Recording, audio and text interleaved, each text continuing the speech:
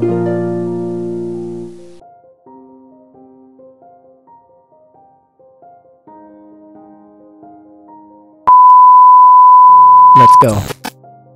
নমস্কার, আমি গগন। এই মুহূর্তে আমি দাঁড়িয়ে আছি তামিলনাড়ুর ডেনকানিকোটার একটি অতীব প্রাচীন এবং ঐতিহ্যপূর্ণ বিষ্ণু মন্দিরে। এই মন্দিরটি আপনাদেরকে ঘুরে ঘুরে দেখাবো এবং মেন বিগ্রহ দর্শন করানোর চেষ্টা করব। চলুন বন্ধুরা।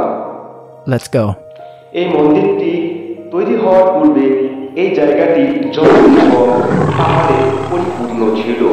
তারপরে জঙ্গল সাফ করে এবং পাহাড় কেটে কেটে খুব সুন্দরভাবে মন্দির তৈরি করা হয়েছে। এখানে প্রত্যেক দিন শত শত দর্শনার্থীদের ভিড় দেখা যায়। Wow! এবার আমি আস্তে আস্তে এগোবো মন্দির গর্ভগৃহের দিকে।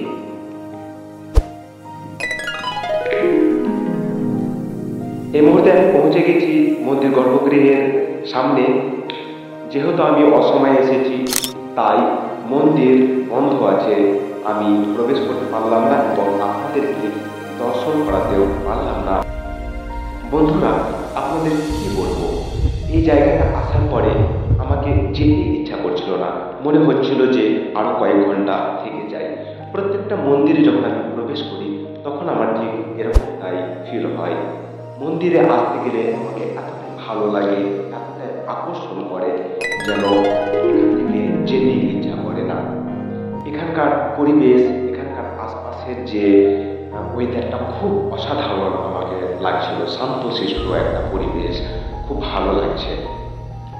মন্দিরের পিলারের গায়ে করা কাজগুলো আমাকে অসামান্য লেগেছে।